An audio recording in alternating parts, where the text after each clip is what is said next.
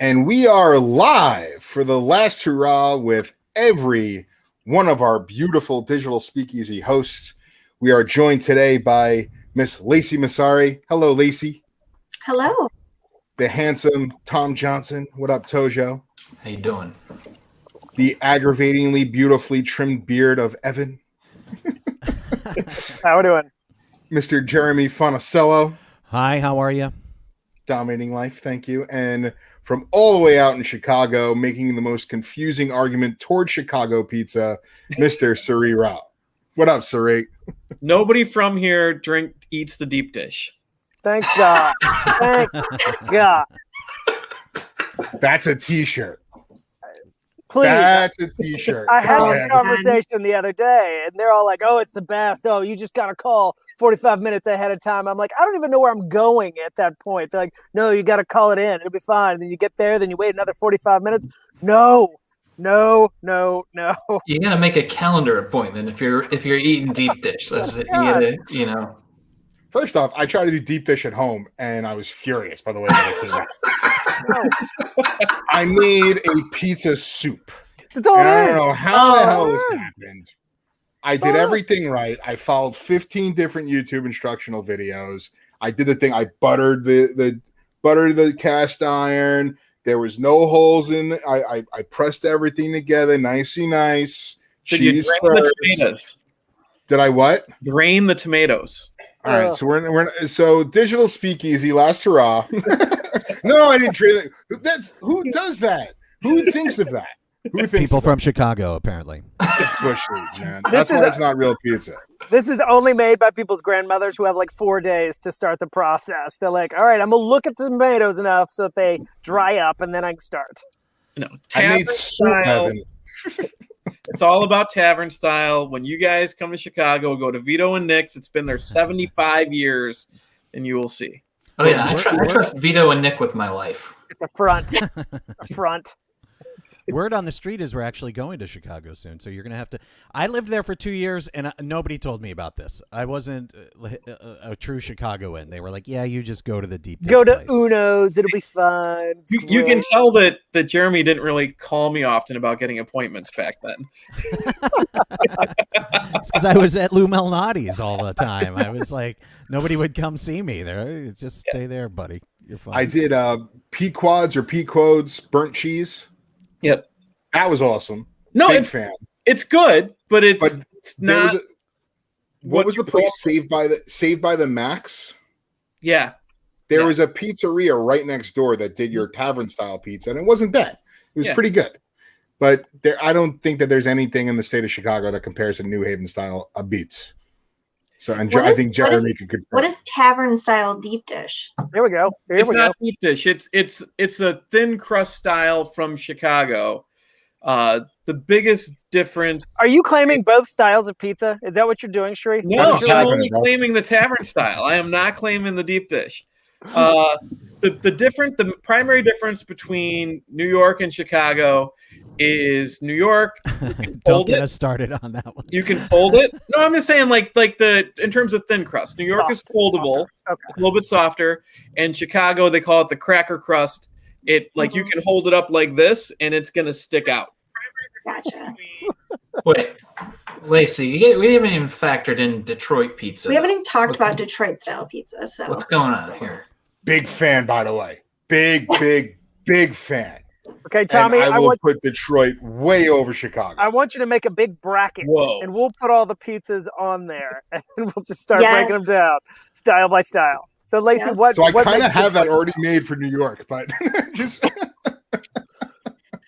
Detroit is it's a Sicilian style pizza, so it's made in a cast iron, but it's a square, and then it's like a thicker crust. Okay. And it's got more crispy edges. Wait. Are we talking about the thing? The crispy edge with the cast iron on the end, it gets that little burntness, but it's super doughy. Grandma style. Okay, that is New York. Grandma style. Grandma style. No, because it's still got the fluff of a Sicilian. Grandma style is still thin, but it's just square. Oh my God. This has the fluff and The like fluff softness. of the Sicilian. That's what I'm gonna Yeah. call my wife from now on. I'm Honey, not you're the going to- fluff of the Sicilian. I'm not gonna order anything and be like, Yes. I want a fluffy grandma style. No, there's no server that I'm ever going to tell that to. I'm gonna go ahead and say that right now. I think when you guys come out this year, you should drive out and stop at all the pizza places from Connecticut, Buffalo, Oh, Detroit, and just film. apparently Ohio is All the like way the out. unsung hero of pizza. Ohio. There's some good places in Cleveland.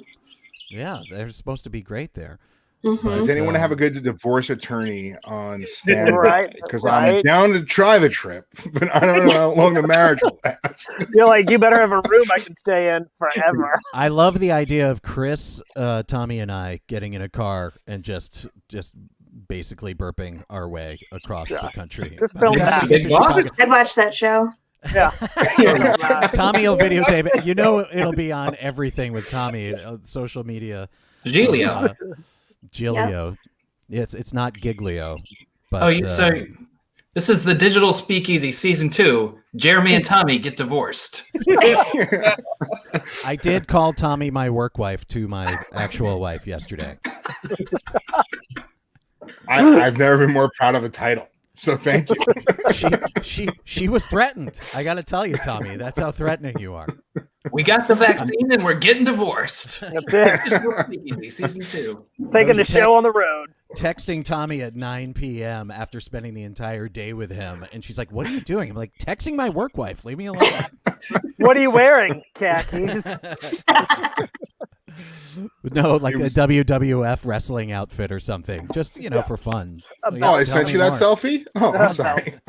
So to bring us back to reality, this is a picture of the beautiful friendship that has grown out of the Digital Speakeasy. There you go. Absolutely, all of you guys. I can't wait to give you all big hugs in real life. Some of you, I mean, we have only really brushed shoulders a couple times, like Lacey and Evan. Tojo I've spent a little bit more time with, and Shri I've spent a little time with, but you guys, I feel like I've just gotten to know on this thing, and it's been so much fun. Yeah. It's crazy. It is a really cool part about the whole year in itself, just getting closer with all you guys. Lacey, the first time I met Lacey was in Scotland, and I think we both had scotch coming out of our pores at like 8 o'clock in the morning in the Scotland gym. But we were in the weight room. Yeah. It was like the unsung Don't look at me. Don't look at me. Yeah. No you words do were that? exchanged, just a friendly. Did you do that workout more than once, Tommy? Like my experience on like Scottish gym, like you go that one time and you're like, what am I doing this for? And then you never go again. Your intentions are so good. I worked out 3 I times. was training. on that I trip. had to. Oh my gosh, that's a tough time. Thank you, James. Thank you, James. Thanks, Thank James. you, James. Were you the only two who... Oh. You were the only two people who saw each other in the gym because you were the only two people in the entire company that went to the gym. I Just sort don't of know carried in what there. time they went. Spalding was in there at like 4 Yeah. a.m. You guys missed him. Like he doesn't wipe down the machines either, so you got in trouble. You got all the Just Kieran building was up my there. immunity. It's fine. Yeah. Julio was there. Julio came. Wow. Yeah, I was going to the pool. Every chance I had, I went to the pool. There was a pool there? Yeah. There was a pool in I Scotland? I saw Darcy just like sweating out all the booze in the hot tub. He was just like, There was a hot tub? That's terrible news. I am very disappointed by that. Orestes, OT, famous grouse Orestes was hanging Yep. out in the pool all the time because that's Yeah. where he gets in his laps. Well, now I'm glad I didn't go because I'd be very embarrassed to take my shirt off next to that guy. next to a rest. Yeah. Darcy brings his hot tub with him wherever he goes. He does. How did I miss this? It was sort of catty corner right outside the gym. Actually, turns out it was like if you looked out the window. Damn, Lacey, if you look down. So All you had to do was like pull up a blind and there's everyone in the hot tub. We're miserable in the gym. Yeah. Oh, What was funny is after I did the gym twice, and then I was like, it's beautiful outside. So I went and ran outside. And what was crazy is if you went past the hotel, the road just got smaller and smaller and smaller. I was like, what cars are fitting down this thing? It just turned into a country lane at some point, but it was beautiful. And the Wow. sheep all yell at you, all of them. Man, I need to get outside more. I was the only person working on that trip, so I was hiding the whole time. Everybody up. Yeah. Everybody up. I didn't leave. I couldn't wait to get back to my room and crash out. And I was just up early at breakfast and then jetted. I didn't even have a drink until the last night on that trip. Yeah. And you sound like Brando at the end of one. Even without having a drink, because I had so much work to do on that trip. So yeah, you got to be careful. Oh, Well, you did a great job. You made it a great impression. Oh, thanks, man. Indeed. That was like the most fun I've ever had on a trip because you worked all the time. Yeah, but it was such a fun job, and I couldn't imagine so many people who in the company who I hadn't met yet, and they're like, "This is that guy." Yeah, I'm like that all the time. So, Tommy, why are we here today? We're here today to celebrate our full year of the Digital Speakeasy. It's crazy. And raising money for the World Central Kitchen. I just want to shout out Tojo for being the brainchild behind it and saying, let's do a virtual bar. How do we get this done? What do we do? How do we get this? Where do we go? And it all stemmed from there. And all of you beautiful, fine people came all together. And now we have a living, breathing animal that was the Digital Speakeasy. And we had a lot of fun with it. We had a lot of cool stuff. Tojo, where did you see it going to where it did when you first started it?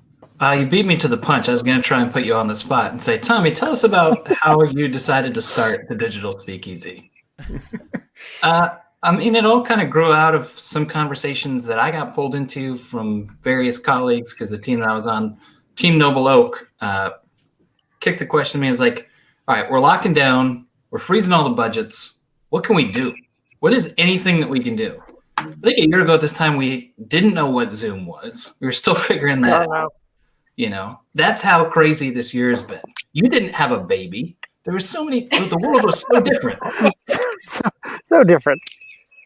And I had a lot of room on my arm too. I've gotten a lot of work done in quarantine. Yeah. I was gonna say a lot of filling in. Yeah.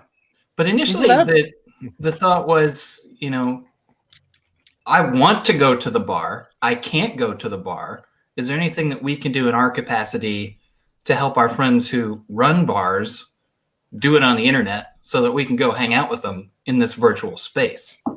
So kind of being like logistical coordinators and producers on behalf of the talent who was suddenly out of work, bartenders, servers, interesting folks who tell stories and pour drinks. And can we go hang out? But it quickly evolved into something else as soon as I threw out this idea. And I was like, all right, everybody just take a show, take a day of the week, invite some of your friends on, and let's see what happens. And what happened was a crazy expansion of this idea, right? Because it quickly turned into everybody one-upping each other and inviting all the coolest people that they had on. And Jeremy came out swinging with the, real life movie star in the first episode and a Star Wars episode. And set the bar way too high. I had nowhere to go from there, though. That was the problem. I disagree. The haunted house episode where I wanted to kill you halfway through. That might have been my favorite episode. That was I couldn't handle that episode. Maybe we'll get to that later because there was a backstory there that I don't know if everybody's heard, but yeah, I'm interested to hear all of your origin stories because I was on the let's throw this idea out there and see what happens. And I think I kind of reached out to y'all individually. So you were really involved with some of the planning committees too, and then we kind of merged in the middle. And now then this thing all happened. So how did you all get involved, and what was your first show or your first memory or experience? Is that going to Suri? Evan, go ahead, baby. Yeah. Oh, no. Mine was crazy because it was, if you think about it, it was around this time of the year. Everything was super uncertain. Nobody knew what was going on. You're like, what do we do? What's my job going to be? How, I have no more budget for anything. Everybody was kind of shutting down and everything around them is kind of shutting down. So it was crazy to have this thing that, Tojo, when I was talking to you and, you're like, I want to have a cool bar that, people can show up at and hang out. And And then everybody started brainstorming, the things around them, or, people we could help, because our industry really started shutting everything down, the restaurants, the bars, For me, it was a lot of music venues and stuff like that. So as all those things were shutting down, but then we had this kind of freewheeling, open-ended, like, this is kind of cool. It's kind of a freedom that we're going to lose here in a minute, but in this kind of world, it's wide open. Like, do whatever you want. Bring whoever you want on. Just find cool bartenders who you think would have some fun, or, people who are out of a job, and, we can virtually tip them, and, everybody else can give to the World Central Kitchen, and we'll double match it. And so you're like, holy crap, we're actually doing some good for a lot of people. But also in that time, like, it was good for all of us, like, we were all in this big state of uncertainty, and we didn't know what was going on. And much like now, Tojo's still cold and sitting in a building with no heat, apparently. So, my God. It really, and I do feel bad. I'm sitting outside and it's 67 and sunny, and Tojo has a heater that he is sitting on. Evan, I feel like you've been sitting in that chair for the last year. It seems like every time we see you, this is what we see. Well, literally, I was like, it's a nice day outside. I was like, this is kind of how it started. My first show was, it was hard because you'll set the bar really high, and everybody had super cool bartenders and, amazing musicians and like comedians and actors and shit. I was like, what am I going to do here? But it's really cool because I reached out to some people and some of the people I know and some of the bars and restaurants, and I was like, hey, how are things going? Sort of what's happening in your world. And it sort of opened up this opportunity so I could be like, hey, if you know any musicians that haven't been playing in a while, or, probably could use, a gig or something fun to do, let me know. And then I worked with Rudy's Jazz Room, and they're like, oh, there's this couple, and they're great musicians, and they do really cool stuff. And I was like, yeah, let's do that. Let's move on it.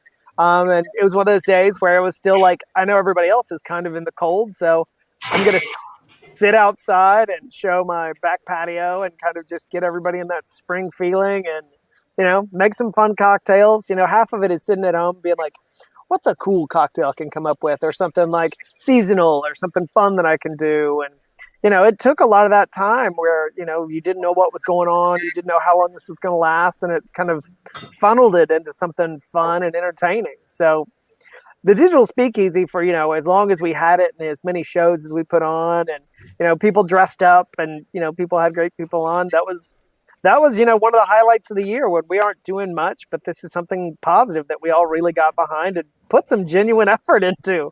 Yeah. So yeah, I think it was great for everybody involved, us, them, all the people who just logged on and was like, these guys are idiots. This is amazing. Yeah, I remember your first show, man. That was a lot of fun. It's so crazy because it's nerve-wracking because you're like, are these people going to show up? Is everybody going to do this? Is the bartender going to be drunk? Who knows? Who's to say? It's crazy. I remember being on the calls when we were organizing it, and we had, some of us, not in this group so much, but where people were overthinking like the whole thing. And I just kept saying, do anything.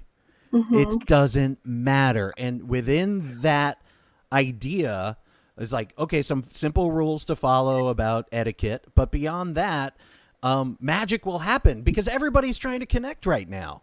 And the connections are the things that moved me the most throughout this, and they happened mostly organically, But it is funny because we are all such social animals, and we are used to being in bars, being in restaurants, hanging out in hotels, and that, that interaction with people. And because it was still so new, like Tojo was saying, I was like, Zoom what?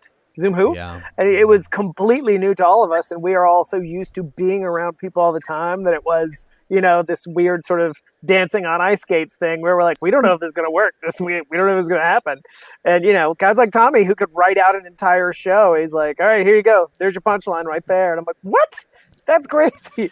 Tommy didn't write that stuff. Tommy just, it's like boom, boom, boom, boom, boom.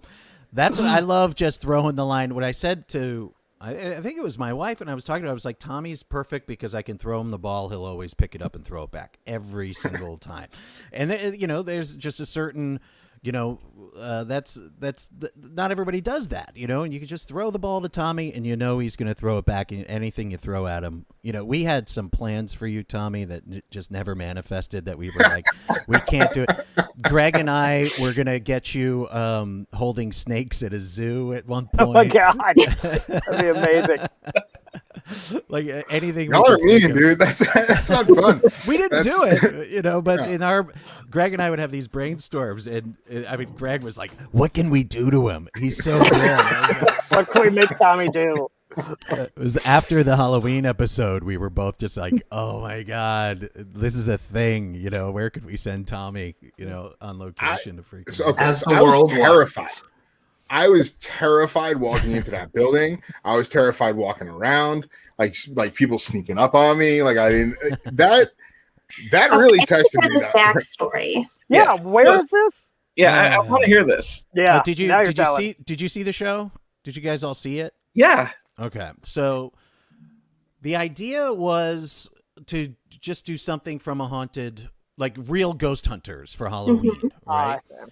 And you'd be amazed, and I'm sure in all of your states you all have. I just Googled Connecticut ghost hunter, and there were like 5 guys showed up, and I just went to literally the first one, and I sent him an email. He got back to me almost immediately, and he was a super nice guy, very enthusiastic about going to see and be involved. And I took initially I told my wife, and because I didn't really know, what I went online. I was like, yeah, that looks like a scary haunted place. Okay, well, and he's selling tickets. So I thought, okay, for Halloween, maybe this is like a haunted house thing. So on the weekend before the show, I took my wife and my 2 children. So you brought your kids there. Yeah. And we knock on the door, and my son assumed this was going to be like, a fun haunted, Halloween thing. And we walked into this very I don't want to insult them because they were so nice, and they open their doors to us, and they take what they do extremely seriously, but it was not like a haunted, mansion ride. Yeah, it's not the theater thing that you pay a ticket to when you go running around, It's not the haunted forest or whatever. This is like this is the setting of a horror movie. Get my kids together and say, hey, go and go up and check everything out. And my son's just kind of awkwardly looking at like a doll on a noose, and then I'd say, so hey, tell me about the doll on the noose. And he's like, yes, it's extremely haunted and it moves all by itself. Oh geez. And we kept my wife is occupying the kids while I'm talking to these guys, and they're showing me their video setups and how they're finding the ghosts in the space. And they were so open that by the time I got home and I called Tommy and I just said, hey buddy, here's the deal. I can't do the show. You got to go there. No way. And I want to do the show, but there's so many moving parts to this one that if I'm going to have a band, I got a bartender, and somebody's got to be in home base. So you've got to go to this place. And this happened the day of. This didn't happen a week before. This was told. No. It gets worse as the hours progressed to the show. But I ended up saying, and they're pretty serious guys. And now, meanwhile, I'm not a believer. I'm just not a believer. Oof. And Tommy really is a believer. I burn sage. And I go, and here's the other thing is the guy's got a day job. He doesn't know if he's going to make it on time. He's leaving the keys for you underneath the mat. Unbeknownst to you. Now I'm like, dude, stop playing around. Like, this isn't funny. Just who am I meeting? Jeremy's dead serious. This dude's leaving a key under the mat for me to pick up, and I'm going to this place by myself. I'm like, I was laughing harder than I've ever laughed before because as I'm saying these words, I'm realizing what I'm asking him to do. How insane it is. Like, you just got to do it. It's going to be fine. And then I'm just rolling on the floor imagining Tommy doing this. And then the day of, well, Tommy basically, that conversation started on a text, and his response was, "Get the F out of here." And then he said something that I absolutely couldn't repeat right now, that was equally as hilarious. He said something to the like, I'd rather do something, I'd rather, like, you know, be the center of a sex show at my father's biker bar than go to a haunted church by myself. Oh my God. And still feel that way. So we got him to do it, and then the guys then at the he's on his way up, and I get a call from the guy, and he goes, "Hey, listen, bud, I'm not going to make it." I'm like, "All right, that's a problem. Somebody's got to be there. My buddy's already on the road." And he goes, "Don't worry, I'm going to send somebody else." I got a guy. Don't worry. It'll be fine. He knows everything. He knows about all the dolls, and he's going to be great. So now Tommy's on the road, and I call him. I'm like, "Hey, buddy, there's another problem. I don't know this guy. I never met him, but there's, you gotta." And Tommy goes, "You better not be pranking me. If you're pranking me, I will kill you. I will kill everybody in that room. I swear to God." And I'm crying, laughing, because all I could think of is, I wish we were pranking him. I was very stern. I'm like, "Listen," I'm like, if you think it's funny, I'm like, I get very violent if I'm afraid. I'm like, so I'm not even saying this like to be like, I get violent when I feel threatened. Do not prank me. It's not going to go well. It'll be fine. Now, meanwhile, what you guys may or may not have known, and I don't know if Tommy knew this, but so the church it's a really old church in a pretty weird town in Connecticut, and there's the main area of the church, which you assume will be the place you go for the haunted experience, you're not allowed in. And it's really the annex of the church where you could imagine, they had smaller meetings and things like that. Like, they ate food and, gave small presentations. That's where you meet. And when I said to the guy, when I first met him, I was like, "Hey, man, can we go in the church?" He goes, "No, we can't go in the church." And I said, "Oh, how come?" He's, "Well, so the owner of the church allows people to live in the church sometimes, and many people have died." That's the whole reason. They're like, it's still an active crime scene. So what is happening in this place? I'm like, okay, solo, Lacey, by myself with my toddler at home with my wife burning sage. It is Mike and his boom and all of his equipment set up. Did you wear your horn? So, yes, I did have the horn with me. Yes, I didn't tell Tommy that actual murders had been. And then there was another room where you could sort of see it. And I was like, "What's in that room?" He's like, "We can't go in that room either." And I've got my wife and kids in there. I'm like, "Okay, I got you." No, your kids are running around in there. Yeah. Small little Google search. Come down small little Google search after the highest rate of murder per capita in the state of Connecticut is that count. Yeah. Thanks, Jeremy. Is that building? Yeah. So within 50 feet of that building. And so I don't know if you remember, but there were several eerie dolls in the space. And everyone, I've had nightmares. The idea. So I said to the guy, I was like, "Hey, man, where'd you get these dolls?" And he just said, Salvation Army. Stop it. Okay.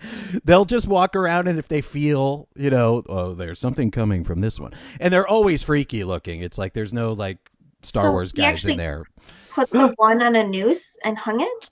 I don't know if it came noosed or unnoosed. It came, I don't know. That one did come noosed. I'm imagining the Salvation Army did not sell the doll noosed. Now, the scariest by far the scariest one in there isn't the one that you might think it is, because there's a lot of scary. Sitting in a display case, there is what could be considered kind of a cute teddy bear. And it was a leather teddy bear sitting with a nice big teddy bear belly with no face. Oh, no. And Like it had been taken off, or it was made without a face. I think it was made without a face. Maybe it was a prototype, or maybe something more lascivious than that. That's all the skin they had, Lacey. I'm sorry. So no features. And I said to the guy, I was like, what's up with that one? He was like, oh, that one is this and that. And now Tommy's, just if you don't remember, Tommy obviously is Tommy. He's a big guy. He looked so scared at that, and through the entire thing. Every time we looked at him, he's, Jeremy, we ready to go? You know, he's very serious. And I kept saying, Tommy, you know, walk around, you know, let's see the place. And I watched Tommy literally walk past the faceless teddy bear. And I go, oh, Tommy, what's that? Tommy, find the faceless teddy bear. He goes, okay, Jeremy, I'm looking for a faceless teddy bear now. And you saw me just on camera, I was rolling on the floor. Oh, my God. Laughing. And then he sees it and he says to the guy, okay, there it is. What's up with the faceless teddy bear? And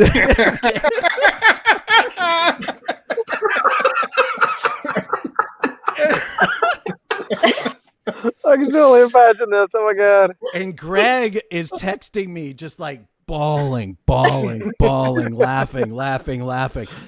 And then, you know, he got out of there alive. What can I say? But that was the most fun. I mean, there were so many incredible things that happened on the show. And, you know, that one, again, it was totally organic. You know, we had an outgoing guy like Tommy that just was okay with putting himself in that situation.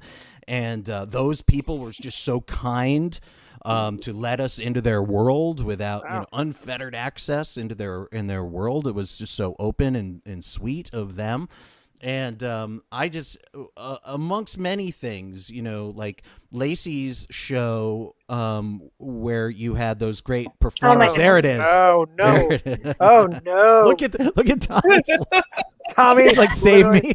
He's like, his Like, soul has really, left his this body. is what Jeremy made me do. Look at these 3 dolls. Look at the one in the middle. Look at this thing in the middle with the blue. Oh no! Look at your face.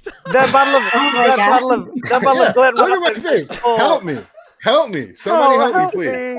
Oh That my bottle of God. Glen Rothes was full when he got there. It was absolutely full. He opened Well, I the it. had dolls a syringe in drank my it. arm by the time I left. Oh God!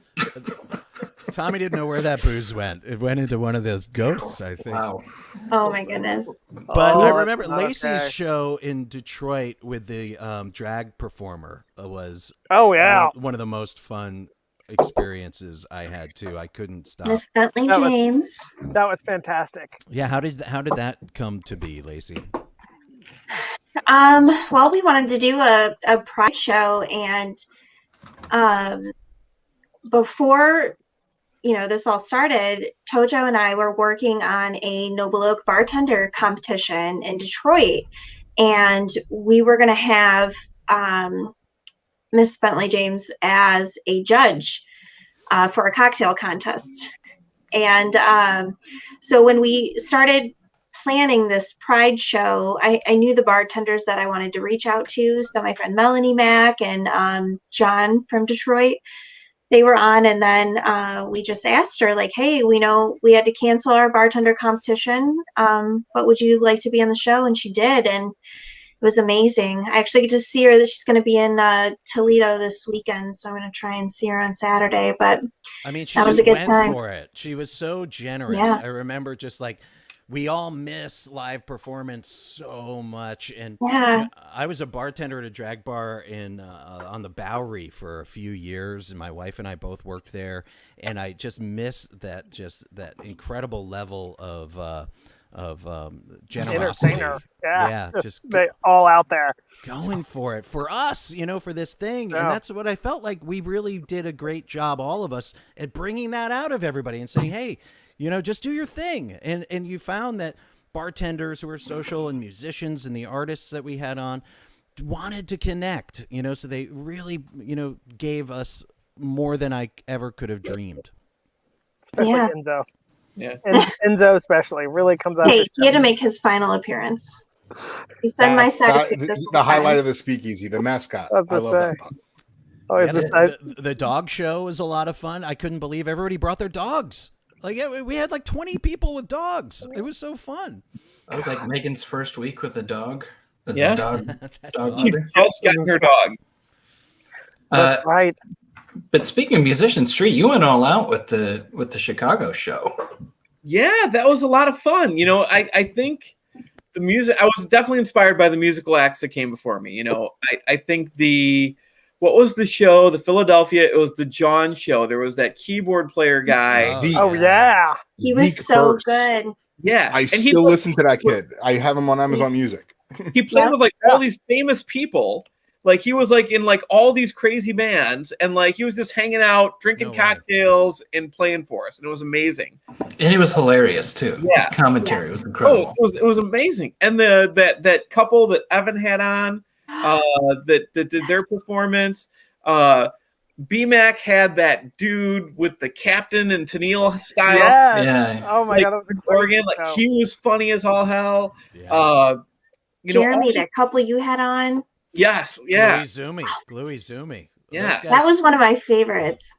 If you feel like they did live shows every week during quarantine, they did 2 seasons, and you can watch them. They were an inspiration. We'd sit down with the kids every once a week and watch them perform. It was great.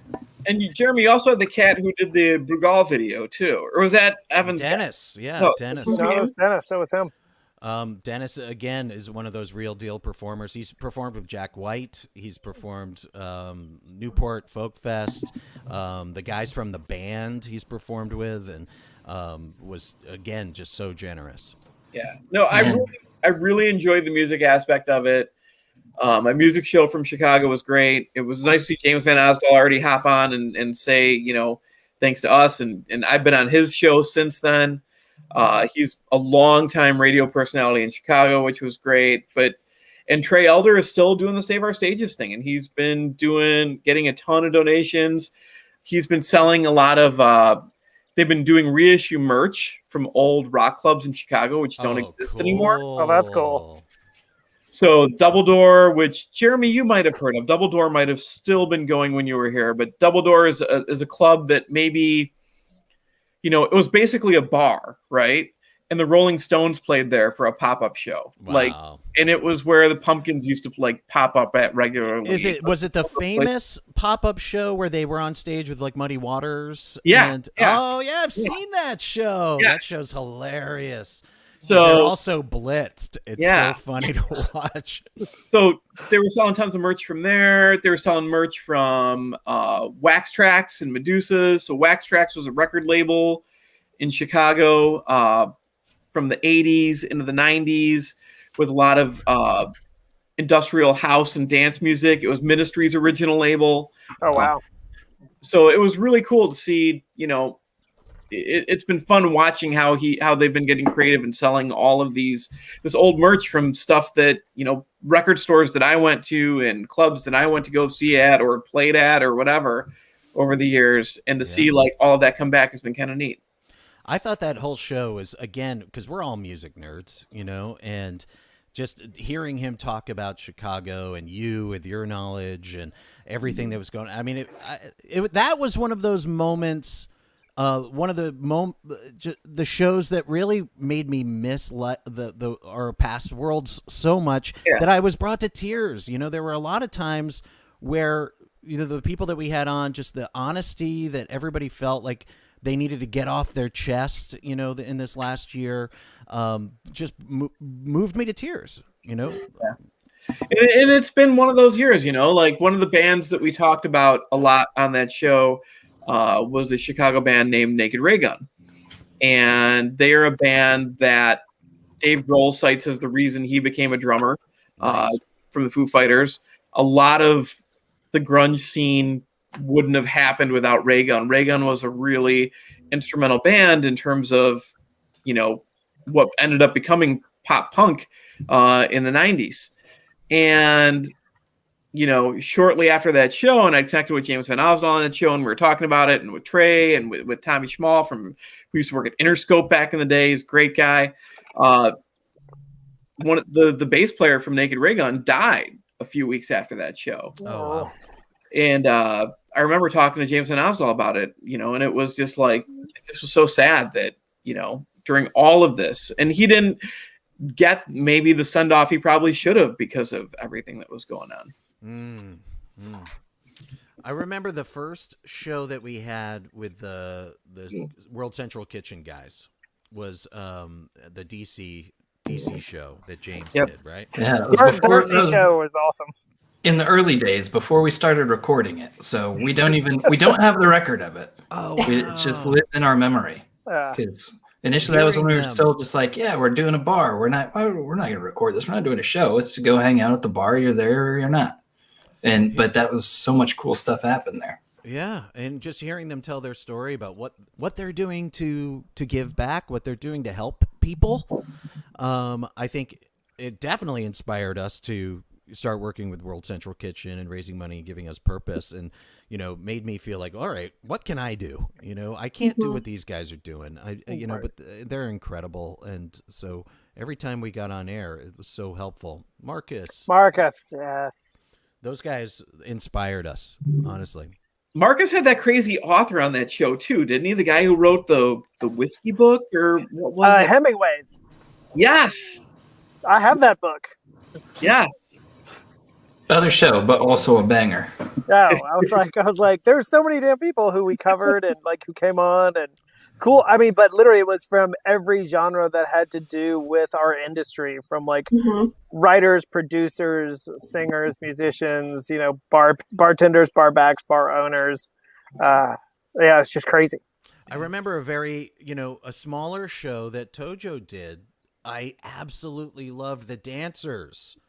And just the creativity that came out of that, when you ask an artist, my wife's a dancer, and she's participated in some Zooms like this, and so you're stuck at home. What can you do in this small space? And it really challenged them to say, what can I do in my hallway? Who was the girl in the hallway? That was incredible. Whose show was that? Face. That was Tojo's show. Was that Tojo? Yeah, that was the dance episode. Because at the time, it was like, we'd started to fall into this kind of like variety show thing, and I wanted to be like, let's push the boundaries a little bit. What's something else that we can do? And so I reached out, and I was just like, I know dancers. When I was living in New York, I knew a lot of dancers. So had anybody that I knew, and someone that I had never met, Nancy Hitzig, who did the kind of swing dance thing. She did the swing dance routine with herself. And that's someone who I'd never met, who now I'm friends with on Facebook, and I can see what's going on. She's up in Canada, and I saw the other day that she did a one-to-one Instagram live dancing thing with John Batiste, the pianist of Colbert Show, who just won the Golden Globe for best score for Soul. So it's just this is someone who I'd never met that I got to connect with, and now she's dancing with John Batiste on the internet. This is so cool. I thought that was rad. And then who brought the big guns more than Tommy? Nobody. Tommy's shows just dropped me. Every single one were like the most interesting people, and it blew my mind as to how many different touch points you have in the world, Tommy. It's like you can have the comedian who was just amazing, to the boxer, telling the story about how this has affected his career and having a fight, canceled. Coming in hot too, by the way. That was fantastic. Yeah. First thing is try not to curse, and he comes in with that head with bro dropping bombs. Yes, cool. I wasn't going to tell him to shut up. It was the fun of technical difficulties that we were all, we all became producers of technologies that we had no idea how to use. Oh yeah. A week before we were suddenly in charge of them. I remember Tojo giving me the meme on that show with this. He's like, I tried every which way to get this kid on. I don't know how to do it. I got nothing. And that is cool. You saw everyone's I was saying you saw everyone's personalities with their individual shows too, which was really cool, and the company that everyone keeps, which is awesome. And you realize how like the degrees of separation that you have within the industry. It's so cool to have that. You know, like, you know what? Let's get a comedian guy on. Let's get, you know, I know this singer that'd be cool. They have a good story to tell. This is a great personality to bring on. It's awesome, and you saw that within every single person's show. Darcy too. Darcy had awesome shows. Yeah. I love the stuff that he was doing. Talk about coming in hot. Darcy had dudes cutting up animals. The butcher, butcher shows.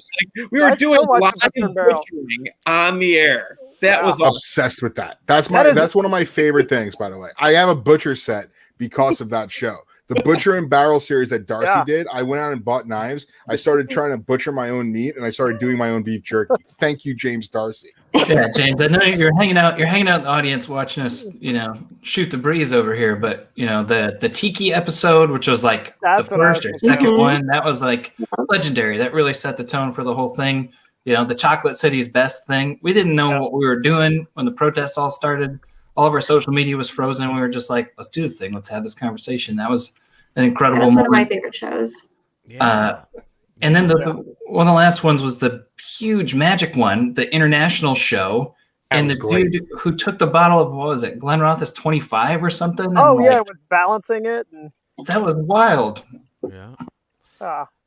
Like Darcy just knows everybody. Like if it's something just great, like he's just magnetically drawn to these amazing people, and he's Darcy, so he just like oozes this stuff, and people are like, yes, get closer. Yeah, shows were insane.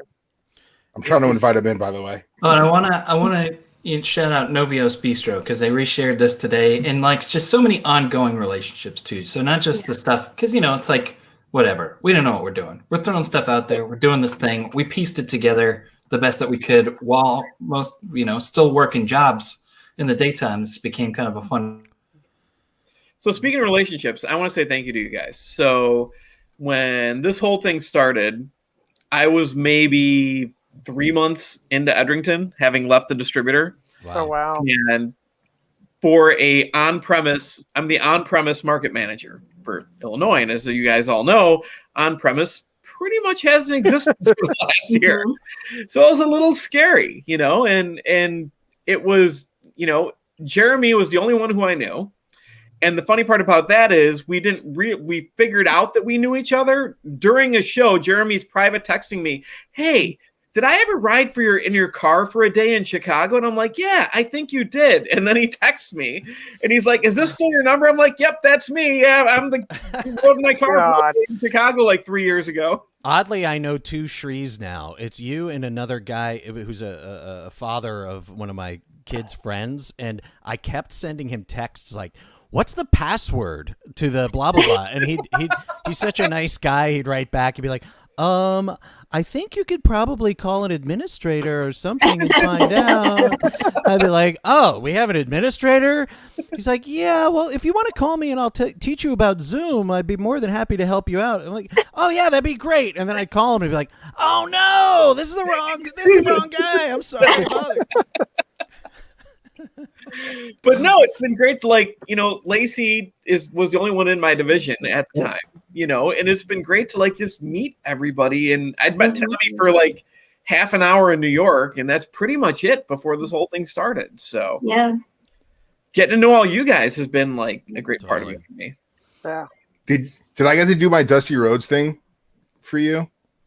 I don't. Were you on that new hire? I was at the new hire thing, but you did not do the Dusty Rhodes thing that I saw. What Dusty Rhodes thing? Yeah, Tony? that's what I was gonna say. So Chris Gilio allowed me and Roz to do the new hire training.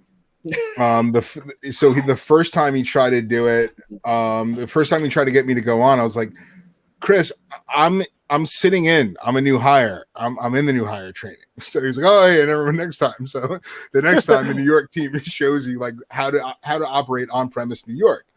And I start off the presentation with Dusty Rhodes because that is my approach to market. It's like when everyone looks like in pro wrestling, you have the ideal looking professional wrestler, right? Like Evan's jawline looking handsome, like everyone's jacked. Everyone has like these big shoulders. They look like a pro wrestler. And then you have Dusty Rhodes, who looks like a chubby guy that threw on wrestling tights, but he drew more money than anybody else. So, and his best line was, "Where's the bacon, baby? We're gonna get the bacon, baby." So Dusty Rhodes is my approach to the market. Where's the bacon, baby? Why are we doing this? Why are we doing anything right now? What's going to draw them on in? So Dusty Rhodes is my approach to on-premise in New York City. Look different from everybody else, but get it done. So Edrington. On brand. Premium. I was going to say, I don't think that's on brand. Just don't say the I feel like, that has been picked up in other markets globally, Tommy. And we've got, the Indonesian market now saying, have you heard of Dusty Rhodes? Do you know this Dusty Rhodes? The bacon bit. Who better? Have we actually talked to the Indonesian Jeremy? Oh, yeah. No, I have to send him a note. I know. I have to send him a note. I forgot. I must have pulled that out of my subconscious. Yeah. I'm the only one that's a sore subject for. I was ready to rock, man. I had Jeremy's back. We're flying to Indonesia. So apparently there is a Jeremy who works for a company in Southeast Asia somewhere who has social media accounts set up as our brand's Jeremy. And which used to be my social media account for like 5 or 6 years. Yeah. And now that Jeremy is going back to working with that said brand, it's like all of his stuff has been taken by this dude. So the question is, do we ask him to give it back? I think I have more followers than him. You know what, though? I looked at his site, and that guy is so much classier than me. I aspire to be him. So if people that used to know me as that M-word Jeremy, then I will. I'd be proud if they said, "Wow, Jeremy's looking pretty good these days." God. I'm telling you. That you gotta give him, you gotta like buy him a car and then you get the handle back. It's like when Tom Brady goes to Tampa Bay, he doesn't just get number 12. He's got to buy whoever was wearing number 12 a car first. That's how you get it back. It's like we came to an agreement. You go there, sit in that chair for me. All right? Let's talk about this handle for a second. All right, it's mine. It's mine. He can have it because he's definitely well suited. Doing his thing. Yeah. I think you just have to change your whole name now. Okay. All right. Tom Monticello's got a nice ring to it. Tommy, tell me what your fascination is with. We touched on this a bit earlier. Tiki cocktails. Why tiki? What is tiki in you? So I read the book A History of Rum, and I really enjoyed everything that went into rum building. But then hearing the story of Don the Beachcomber is just so. I don't know that story. What's that story? It's so perfect to our industry, and who know, like whether the guy was a bootlegger or whatever it may be, he got money when Prohibition was ended, and he went out and he traveled all over the South Pacific, and he collected something from all of his travels. He collected different flavors, different items, whatever it may be. And he came back and he put it all up into an account, call it Don the Beachcombers. And with his experience, I love how you call it an account. What is the what? Not an account, and it's year. Jesus, ballpark. It's got to be the 40s, 50s. Yeah, I think it was late 40s. A long time ago. Okay. Yeah. And it's like the original like cocktail bar was tiki, and it's this guy that's telling all this Polynesian culture, what he saw, what it was, and he educates the entire world on what it may be, and then where was he? I believe so. He was from New Orleans. I know that, and he was apparently a bootlegger in New Orleans, and. From Are you guys the only ones hearing something snore? Oh, it's the dog. Is it the dog? dog? Is that Enzo? Is Enzo sleeping? I thought it was Tommy's Pizza coming back up. Sorry. That's amazing. I'll take that all day. It sounds like a tune. I like it. So he collects all this. It's great. Enzo. I love it. Blame it Do on the you, dog. Enzo? On Do the you? air. Is that It's your Enzo the world, bro. We're baker? living in it. Jason. Tommy, your is that, father, is that your father. the Friend of your baker? father. Enzo, what are you doing? Oh, it's great. So he yeah, comes go back, ahead. he educates all these people, he comes up with these crazy concoctions. He's delivering all these different types of recipes. He has Don's mix. He feels like people are going to steal what he knows, so he mislabels bottles so people don't steal his ingredients and his different drinks. And as the world starts getting more traveled, people start getting back from the war, people start calling him out. It's like, I don't know if this is true. Like I've been to that country. I've never seen anything like this. So it was a look inside of this lunatic's mind, and everything was pretty much BS, and like it was and borderline racist, like he created this like bizarro culture that was Polynesian culture that wasn't accurate and wasn't true. So Polynesia It was Walt Disney. never did this. Never No, did but any it of this still stuff. exists today. Yeah. So Has it gone to Polynesia? Like, have they adopted it? Like the fortune cookie, Well, like Hawaii does their thing, right? Hawaii has some great tiki drinks, and some of the drinks are legit, right? So like the painkiller originated at a bar in the Caribbean.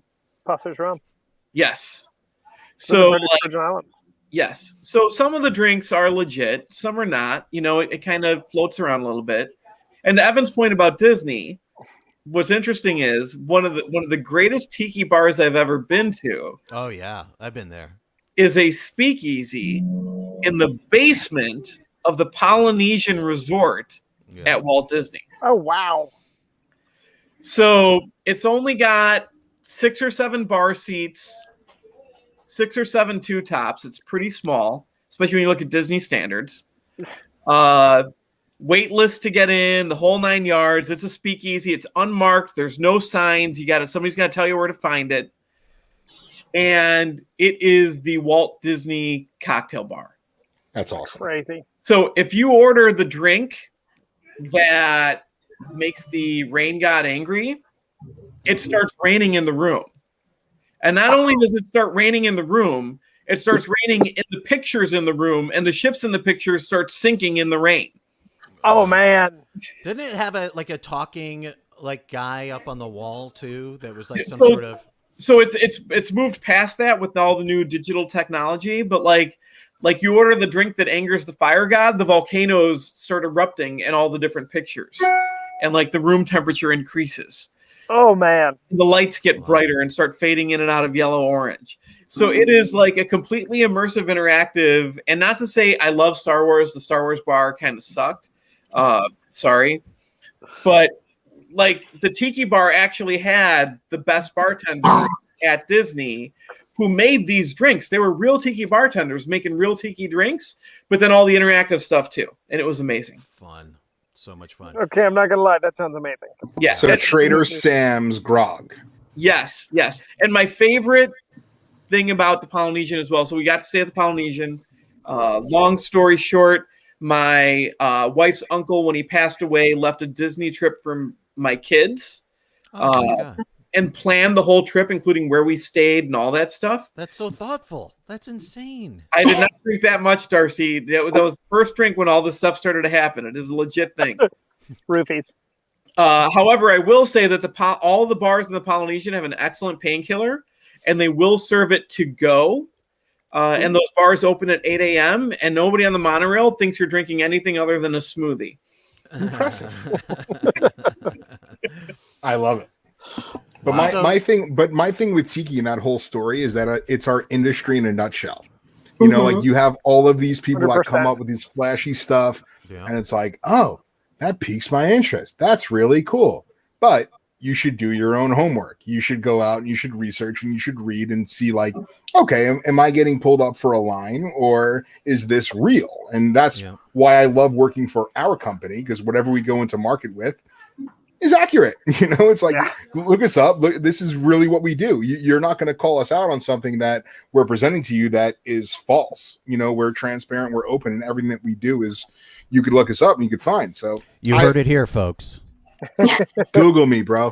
But my attitude to selling is I'm like Tom Hanks over here. I tell the truth and I hit the mark. That's it.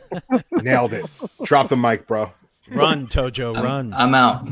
But on top of it, though, I really like the flavor of tiki drinks. I really like the look of them. I love tiki mugs. I have an insane Star Wars tiki mug collection. It's just fun. Yeah, it elevates those cocktails into something that's actually really fun because we all take it so seriously as well. Like we've got one that's opened up in Nashville on the east side, and it's called Chopper Tiki.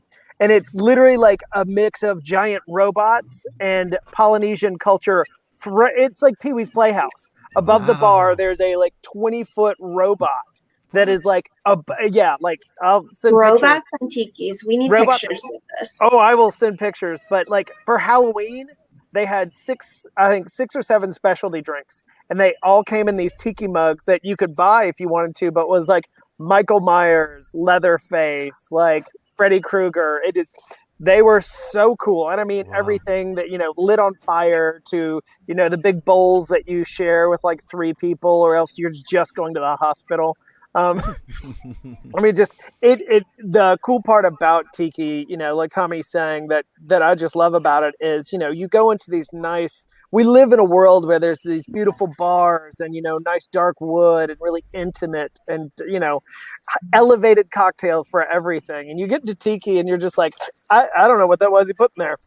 Who knows? It'll see. Like house-made orgeats, and they're pulling in, this crazy like Buddha's hand citrus for cocktails and stuff. You're like, that can't be good. There's 9 different ingredients in there, but you're like, yeah, it worked. Wow.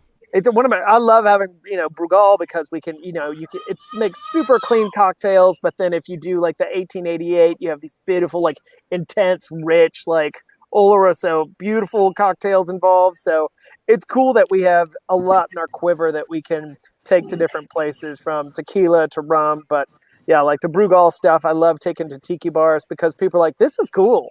I can do something different with this. I can take this to a next level. You know what's really good in tiki cocktails? Naked. I'm sure. Yeah. Really a lot of flavor in that. Yes. Naked, for those of you that don't know, is a blended or a vatted malt whiskey. Yes. So it's vatted malt that goes back into that first fill sherry cask in order to let all those flavors kind of like coalesce and enjoy themselves. But those generally, I don't like naked in my cocktails, but I do. Penicillin all day. Absolutely. And all day. No, I see. I'm gonna go Smoky Grouse or Highland Park on the. I'm in these. Smoky Grouse is so sneaky in the penicillin. Yes, I agree. So good. I'm the only person in this room that just my favorite cocktail comes right out of the bottle. Every single time. You are not the only one. You agree with me, Lacey? Literally, I drink probably a penicillin or, straight whiskey. You've been out with me a million times. How many cocktails have you really seen me? Yeah, I love cocktails, but to me, and I know we're weirdos, that. It's just so good just the way it is that if I'm going to have a drink, I just almost rather have it just as it is. But I think there's a place in time. Sorry, Tojo. Also, when you drink like those tiki drinks and stuff, they taste so good. Then you end up, drinking multiple. And in our industry, you have to be able to stay on point. And when I drink whiskey straight, like I know that I'm drinking alcohol every time I take a sip of it. So I can like keep it together a little better. I know. What did I want a high C or did I want a whiskey? It's like, you're like, this is so good. And then you've had 3 in an hour and you have to go home. Lacey also comes from the land of Vernors. So it's just by default, the superior scotch and soda. Sure, it's whiskey ginger. It's maybe a Presbyterian, but I had to throw the Vernors plug in there for you. I think even when we did the Detroit show, there was a mention of Vernors. You just can't say Detroit without Vernors. It's like mother's milk. Well, we should have done a Faygo Pop episode and did Faygo cocktails. Oh no! No! Could we have gotten the Insane Clown Posse to come on? Insane Clown Posse is gonna then pop in. Another pro wrestling reference. Yes. No, what we need to, Jeremy and Tommy, you guys need to work on maybe doing our meeting. Like, I would love to have you here in Chicago, but I think we just need to go visit Evan in Nashville. Oh God, yes. Because who was there for the last time that? It was like a year before I came on. Yeah. Literally like 6 months, and I'm like, thank God that happened before I came on. Because Oh my gosh, it Nashville was so much fun. I mean, we had the rooftop at the Thompson, and the Nashville Predators had just they lost in the finals, but they were up there. Like Carrie Underwood was right next to us. I didn't even know it was her. I've never seen so many celebrities as I did staying at that hotel. Like Jeremy Piven held the door open for me. Nice. I saw one of those Chris Lee people from that show. yeah. You're making me There's feel so many good much better, spots Lacey. down there. Thank you. Yeah, I don't like this at all. I don't like this. No pressure. No pressure. Thanks, Lacey. I miss work trips. Skull's so Rainbow much. Room was so much fun. Oh, Skulls is awesome. Skulls is they do burlesque shows that are just insane, and it's like on the bar in front of you, like around you. And but I know a lot of the girls from the troupe over there, and I can't wait to get back to all of that. Is it coming back? Who went to Denver? I was in Denver. So we got to take a trip to Denver, and that was amazing. And everybody was at one hotel, and I got bounced to the other hotel. But Adam Sandler was on my elevator on the way down, and I was like, fun. Cool, very cool. That was a crazy trip because the first day we came in, and it was. So did you say hi to him? Oh, Sandman? See, I would have been panicked and just been like. But they weren't huge elevators, so it was like, it was like him and a couple other dudes, and he's like, "I like your jacket." I was like, "Thanks, man." I was like, "Y'all going snowboarding or skiing?" Like, yeah, we're gonna get back up to the mountain. But it looked like they had run hard the night before. So my kids love Lunch Lady Land. They've literally been listening to it on Spotify all day. Oh my God, what a reference. Old school reference. Old Adam Sandler reference. That's great. So many great movies that we could have had if Chris Farley was still here. Imagine Chris Farley in Old School. I'm a big Uncut Gems fan myself, but that's all. I haven't seen that yet. Dark side. My goodness. Can't wait to talk to you about it, Tommy. But I do want to bring us back to reality a little bit because we have eclipsed the 1 hour mark. And Tommy, I know your time is precious on Fridays.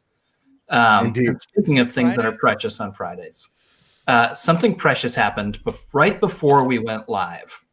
And I would like you to tell the world about it. I had my wife come barreling in with our beautiful baby girl, whose cheeks look extra pronounced because her belly's a little out there now. I love the chubbiness of her. And I got Dada for the first time today. Oh, I didn't hear it. I hear her in the next room. She's still blabbering, but I got Dada for the first time.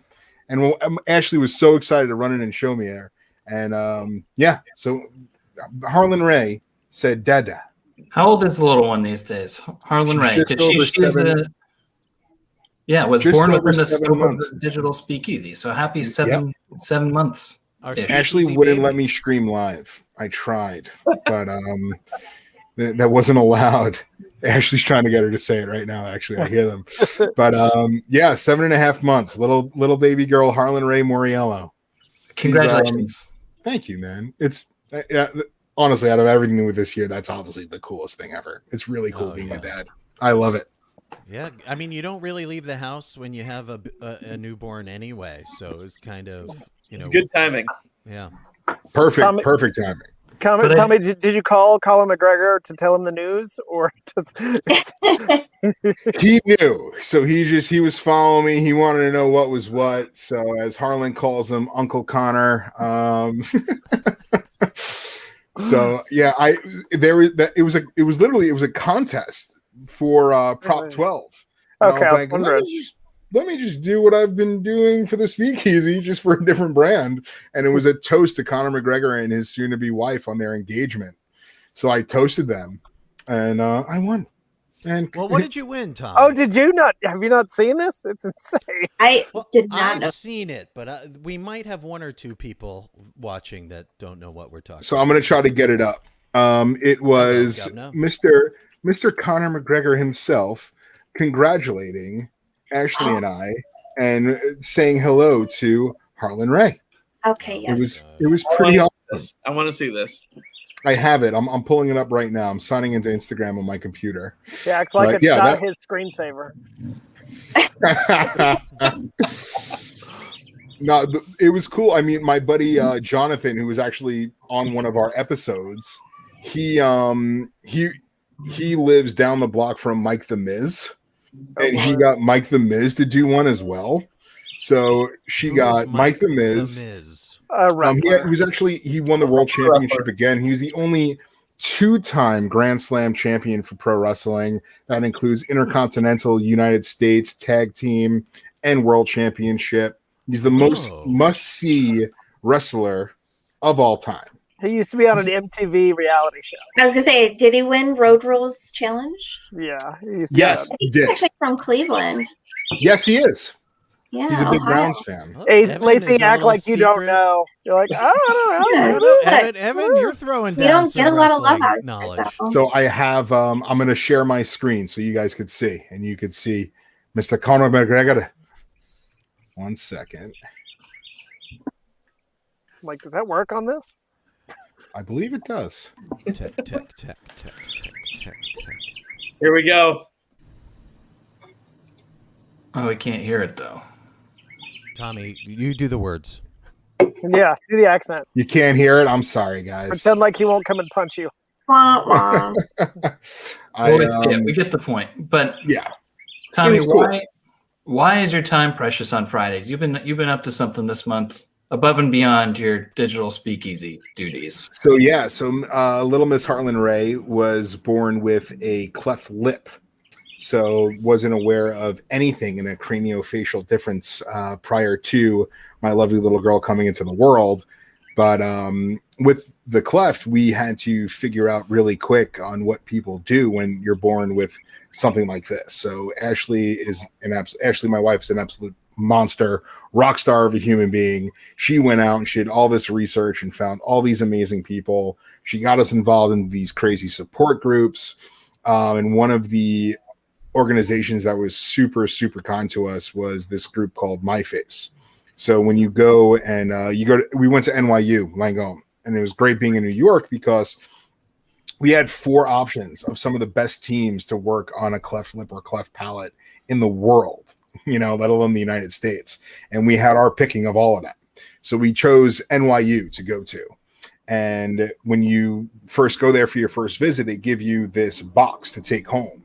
And it's everything that you could possibly need that you would never think of, so it's extra rubber bands, extra tape for the taping that has to go down. Because when the cleft, it's wide open, the cleft lip, and you put taping in, you put a nose stint in, and you kind of mold everything together throughout. Because they're so young, you can literally mold everything together that's there. There's nothing that's solidified or hardened. So extra tape. Watching that process, the pictures that you put on Instagram of that change was incredible. Wild, like how right? fast With no just surgery. Yeah. No surgery? Eventually we had surgery, but Okay. literally her lip was out to here, and by the time it was touching. So it makes the surgeon's life so much easier for the incision because the stitches aren't pulling as tight. Yeah. That's insane. It's amazing. It's remarkable. So you have all this stuff. You have proper nipples for the bottles, things because it's very hard for them to suck on something. And that whole box and that whole take home thing is from this organization called MyFace. And they put us in touch with so many awesome places to go to. Groups, support groups. Jesus, sorry. So they have you're doing a fundraiser for that tonight? And yes, so at 6:30 every Wednesday and Friday at 6:30, we've been doing a fundraiser for MyFace. And Zach and Valerie from Edgerton, amazing. So Valerie and Zach put this all together and kind of surprised me with it. Ashley and I were trying to work something out with MyFace to begin with, but they came up and they did all the legwork to get us all set up. I'm like, this is amazing. Let me take to the speakeasy with it and get these people's stories out here. So we've been joined by. We've worked on getting the World Central Kitchen stuff going, and hopefully we'll talk about that a little bit more. But if people want to actually go and support MyFace, how can they do it? So it is called MyFace/Edrington. Can you throw it up? I'm going to put it up right now. Yep. Okay, there we go. So myface.org/Edrington. You go in there, and I think we're at almost $5,000. Well, that's So if amazing. we reach 12.5, we'll have a double match that And you will made go Bronco towards my cry. face. So we've all cried. I cried. David Fazio cried. Chris Spalding cried, and Bromfeld cried. We all cried. So Aw. it's just what we do. We awesome. cry. It's You're like, that's what we all yeah, do thank you, together. Tojo. It's been really cool. It's been awesome to use this platform that we built out for it as well. Like I wouldn't have known how to try to draw out all this money if it wasn't for us raising money for the World Central Kitchen and driving funds for that. So it was copying and pasting everything that we've done over the last year to give back to the World Central Kitchen and using it for a platform that has been so kind and so helpful to my family. So it's awesome, and it's a quarantine skill that I didn't know that I would adapt to. But And that's been one of the greatest things about this. You know, like I'm already working on a to be announced soon fundraiser for another children's charity later this summer. But using all of the tools and skills that I learned from this, and that's the amazing part about it. You know, is that. You know, Tommy with MyFace and us with World Central Kitchen, none of this could be possible. We learned all of this past year. Mhm. It's what people may or may not know, and I love when I find an opportunity to talk about it, is that Edrington is owned by the largest charitable trust in Scotland. And so we are encouraged from day one to, get involved with our communities and find a reason to help people. And, something like MyFace is a perfect example of finding your story and finding your cause. And Edrington really gets behind it and will double match, funds raised by their employees for great charities. And they're helping us out. Where are we at right now with the World Central Kitchen? we are at $6,555. That's incredible. Nice. That is awesome. And we'll double match that and get what $20,000 out of it. Yes, That's sir. just that's going to feed a lot of people. Yes. That need it, and that's insane. And I think a lot of people don't realize. So for people who don't know, World Central Kitchen was started by Chef Jose Andres out of Washington, D.C. He's originally from Spain, but he's working out of Washington, D.C. now. He's got restaurants all throughout the East Coast, in Chicago, a few different places. But the great part about this charity is it doesn't just feed people, but it supports our industry. Mhm. It supports these local restaurants. And he's not just in New York or Chicago or the big cities. He was in Iowa in the middle of nowhere when they had the tornadoes and floods, buying food from local restaurants and giving it to the people who'd lost their homes or lost everything they had. He was down in Texas in these small towns feeding senior centers with food from local places. He was in DC in January running around in his truck buying pizzas from local pizza places. We all love to talk about pizza here. Buying pizza from local pizza places and delivering it to the National Guard troops. And we did the Broadway show, and the bartender who was on that show worked at I forgot the name of the place, but it was a very famous Broadway bar. And he waited until after the show to go, "Oh, Jeremy, I also wanted to tell you, our entire kitchen staff is working with World Central Kitchen now. Everybody got laid off, and they're all in Brooklyn working with World Central Kitchen." I said, "Well, why didn't you say that on the air?" He said, "Oh, I didn't know." It was just so nice to see, and it really moved him that we were working with that organization. So due to our work on World Central Kitchen, I do have a little announcement to make.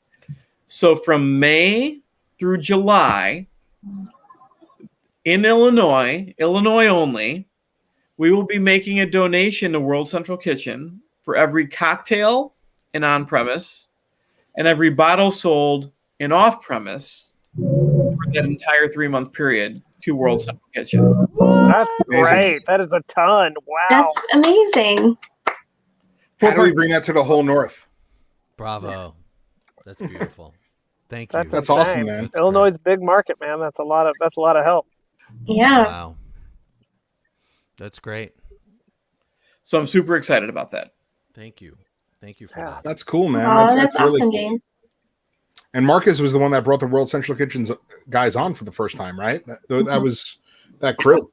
Yeah, that was awesome. And I mean, there's so many cool people doing things. I know Roar is doing a lot of stuff out here in New York for restaurant workers, and also one of the people who was on the show for another rally. I mean, those guys have been doing awesome work for out of work restaurant people.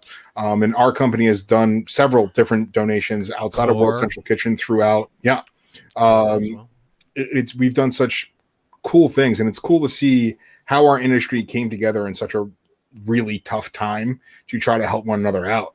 And for us, I mean, having this platform and trying to figure out where we could direct these funds, right? Like when I first started out, I was doing the quarantine cocktail stuff, and I was trying to send all of my funds to the USPG. And then I found out that Another Rally was a better option to help with. So with those videos, I started, please send Another Rally all in, go for them. And then we, as a group, decided that it made complete sense for the World Central Kitchen and to try to do our double match and to take all of our assets and put it underneath one. Like, it was great. I wanted bartenders to get tipped during our shows, and that's how this all started out. But to actually come up with this monster lump sum of $6,500, to give to the World Central Kitchen on a national stage, obviously it's peanuts, and we're not going to get every single bartender a cocktail or a job.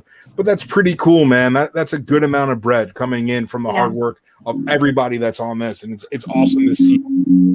Well, we're here for two reasons. One is to recount everything that we've done and all the work that's gone into that number, but also because this is our last push. So if you are out there, you are watching this, anybody who sees this for the next couple of days before the month ends, it's still open, it's still double matched, and we've still got a little bit of room to go there. So if you got a couple bucks and you can't support, this is a good chance to double match those dollars to the World Central Kitchen. And that link is also in the chat. So if you want to go on down to our Facebook group, you'll see it in there. It's on our link tree for our Instagram. It's all over the place. You could find that link that's listed right below us anywhere that the Digital Speakeasy resides. It's been crazy as well because there's been so many opportunities through, the markets that are still closed down. I'm in the South, so it's insane and pretty much wide open again. But in other markets where you're still closed down, still doing a lot of Zoom events, a lot of tastings, a lot of education, I found that was also a good way that we could get people pushed towards the World Central Kitchen through our site because, I had several different events where these groups would be like, hey, we're going to have a Christmas party. We'd love to do like a whiskey tasting, educational thing. So I said, all right, here's the bottle so you can go buy or go pick up. And then, we'll talk about all of them through this. And they're like, oh, that's great. Cool. How can we pay you? I was like, here's what the deal is. And I get to talk about it as we're doing these educations. And I was like, all this is going to the World Central Kitchen. So if you had a good time, if you felt like you learned something and you miss all the places that you like to go to, bars, restaurants, music venues, I was like, help us push this way, help give a donation through the World Central Kitchen, through Edrington, and that'll really help make a difference in your markets as well. So I thought it was awesome because there were so many people who were like, hey, if that'll help all the markets, especially the ones that we're into, more power to them. So there were some people who were really cool and made some great donations. Yeah. Thank you. It's awesome. Yeah. That's great. I feel like we're going to have to get together and come up with, another one, another something, even when our big push is done, it's I'm going to miss you guys. So we're going to have to figure out a reason to get together because it's still the reality of it is that there's still going to be some time before we can see each other again. Yeah. And even in New York's back to 50%, and Jeremy and I were actually out in market together yesterday, which was super fun, right? How great was that? It to be out, but we still have all these protocols to make sure that everyone's safe. But even when we get back to whatever normal that we get back to, I still want to do this stuff. I mean, and doing the stuff that I've been doing with Zach for My Face has been awesome. It's like reigniting me, and I want to do some cool stuff again. So, let's find something else, man. Let's keep it going. The giving more part of Edrington isn't going anywhere, and I think as we even go back into market where we're seeing more people out in the restaurants and more actual bars and not just virtual bars being out there, that we utilize this platform and keep doing it. So for sure, let's find something else. Let's go get it. We've had some awesome organizations on here. We had Merging Vets with Players on here. Like you said, Jeremy, we did some stuff for CORE. We've raised some awesome funds for some Save Our Stages organizations. Yes, Save Our Stages as well, for sure. Legalized Comedy. Shout out to Stand. So there's still work to be done. There's still people that need help. We're still not out of the crisis. We're still not out of the woods in terms of hospitality people. So let's keep on pushing. Let's keep on helping the people that help us at the World Central Kitchen and just grinding away, man. And seeing more of your beautiful faces and some more variety shows as we keep on going as well. Can we get a shadow boxing class, Jeremy, from Luca in his new Rocky robe? Tommy, we never did our push-up contest. Oh, I settled that on right now. I think we last show. We can't do this. I told Tom Johnson that I don't do push-ups. I just bench press the world. So I just put that into me that I won. I mean, I just chalk that off as a win. Why do you automatically think that you can outbench me? Is this a weight ratio thing? I know, because I bench pressed the world. It already happened. So I just, it wasn't on camera, but you just got to take my word for it. It's like Don the Beachcomber. He's If afraid. it's not on camera, it doesn't count.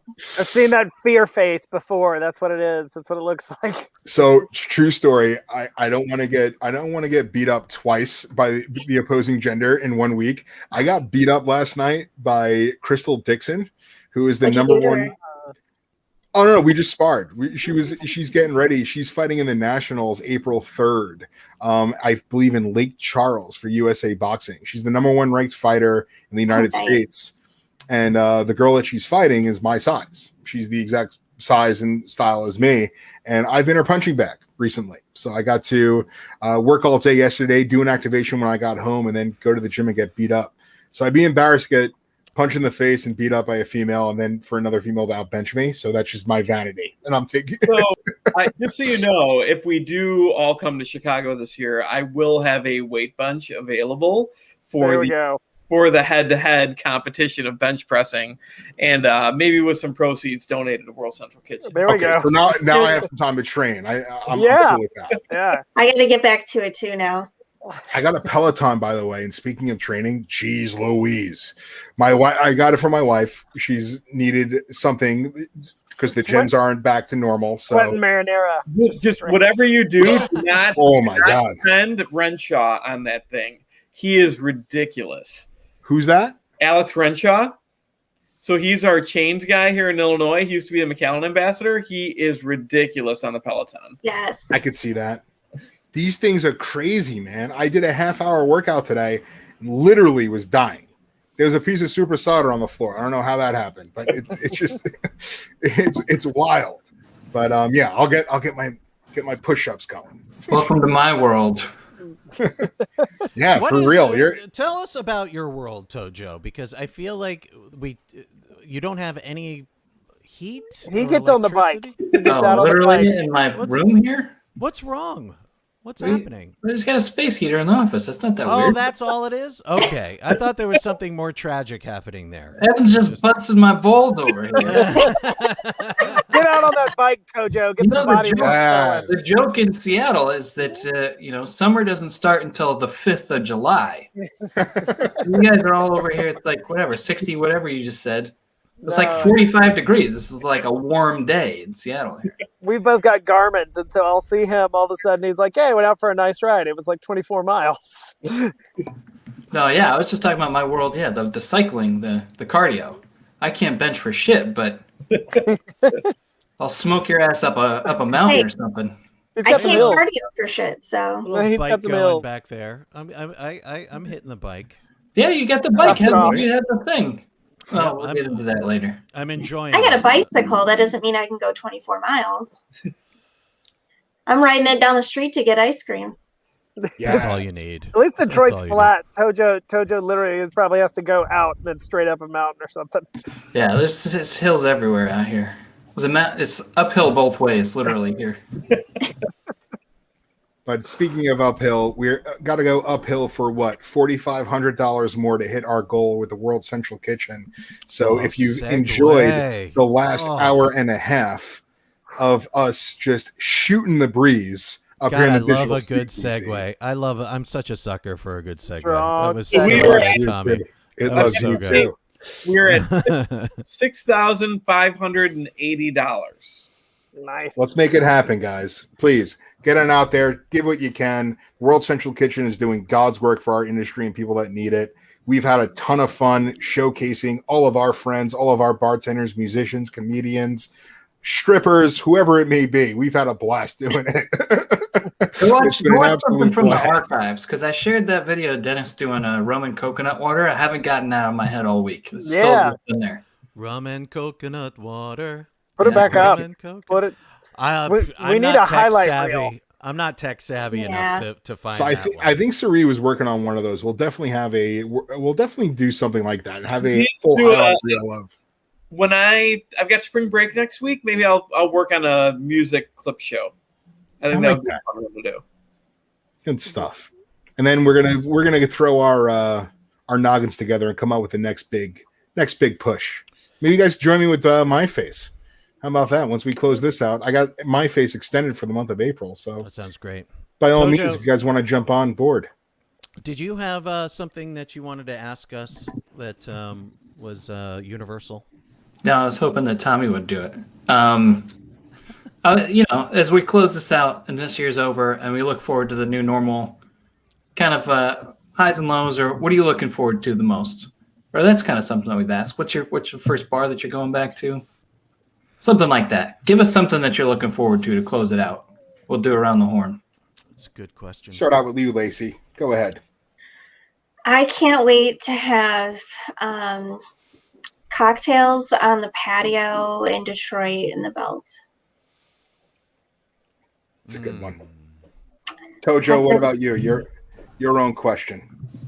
You're putting me on the spot, right? I asked the question. I got to answer the question. Yeah, I mean, just the sense of optimism, which has already started, right? But like for it to be real, because we still got to be cautious, still be safe if you're out there. If you do get the vaccine, you're fortunate enough to get the vaccine, make sure you wait the 2 weeks. Listen to the people. Do what they say. Wear the masks, the whole nine. But like the optimism, just a sense of optimism. It feels like it hasn't existed for a year. And The that light at the end of the tunnel. this is it. It's the light. The sun's out now. Like sun used to set here at 4:30 p.m. We're already getting close to that. It's like 7 p.m. sunset. It's gonna break 50 degrees here one of these days. I'll have to have the space heater. And I I'll can't be able wait to start a tab at a bar. start a tab at a Yes. bar. Yes, just run a tab. I'm ready. That half of the ball, that's on me. Yep. My body is ready. So I'm actually looking forward to everybody coming to Chicago Oh yeah. and having you guys here this it'll probably be later part of the year, but having you guys here and be able to maybe we'll do something in person. That would be kind of fun. I would love that. Nice. Jeremy, what about you, man? I bought tickets to see Rage Against the Machine and too. Run the Jewels 2 years ago, Yes. Yes, me too. and I And was Foo on. Fighters. I'm online like crazy, like getting the best seat. I spent a lot of money, and that show was postponed. So for me, the best bar in the world is going to be Madison Square Garden, front row with my flask, with Rage Against the Machine and Run the Jewels. So that's what I'm looking forward to. What are you putting in the flask? You already know the answer to this. It's I don't know if you can always- say it here. M-word 18, and it's probably been M-word 18 for 12 or 15 years at this You point. you better work your way back up because you haven't had it drop in forever. So Evan, And that's how a bill becomes a law. what do you got, buddy? What are you looking forward to? yeah, I'm with him. It's just live shows because I mean there are some things that are opening up here and people are being safe about some things, but I was like, there's just something about live music that it's going to be tough and it's going to be all we've already got a place that's doing outside seating and it's like these little pods and these little groups and everything, but to have everybody together and to get that vibe and everybody who's just dancing, listening to the music and really just enjoying themselves. It's just a different scene than a bar. When you're you're walking by with beers, or you've got a little flask of something, you're carrying with you. It's it's just something that everybody's really missed out on. It's a special kind of camaraderie that, everybody's there for the same thing. Everybody wants to have a really good time. And, Don't you feel like that's the story we're going to tell, in 20 years when somebody asks us about this, maybe our kids or, someone younger, it's like, what was that like? We'll go, oh man, it was the worst year of our lives, but it was the best party I've ever been to when it was over. It made you enjoy everything so much more. Where you're like, oh, this beer tastes better, or oh my god, this cocktail was amazing, or it's just like people were so much cooler. It's time for the Roaring 20s again. Yeah. I'm with that. I just got my email from Ticketmaster today that Kenny Chesney got delayed yet again. So that's a concert that I was looking forward to.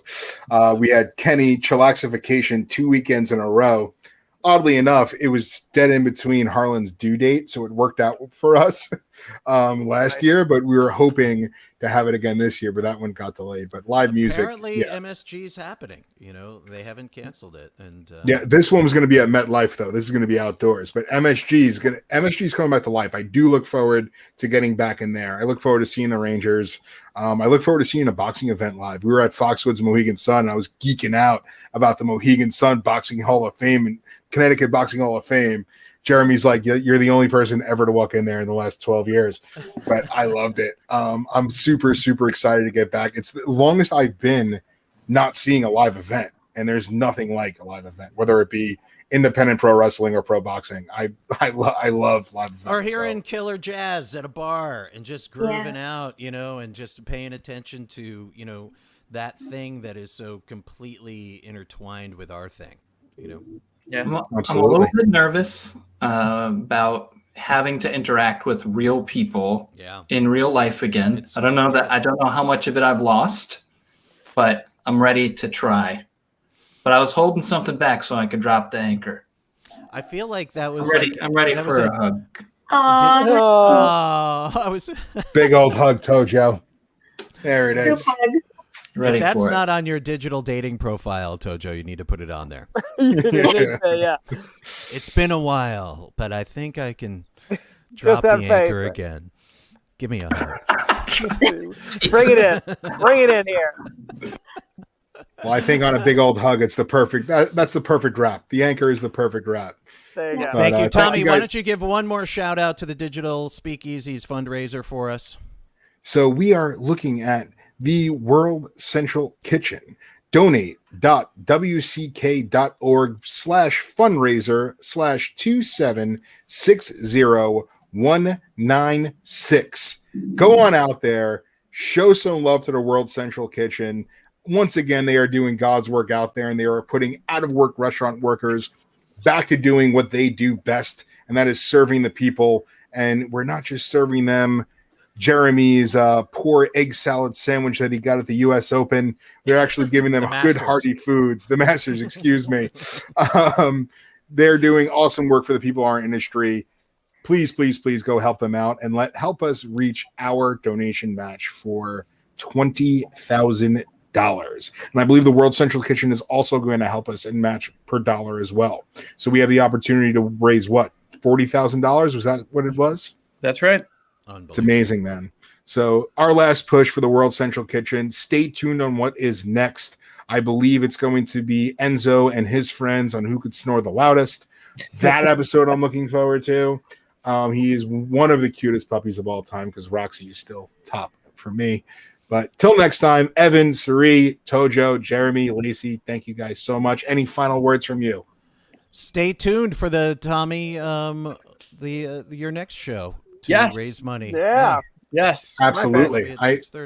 We're going to be joined by Karen Lazarus and by Valerie Marks, and we're making some cocktails, raising some money for My Face. So trying to get a double match for them as well. But thank you, Allison, for tuning in. You rock as well. And we will see you guys all very soon. Cheers. Bye, Very guys. cool. Thank you. Guys.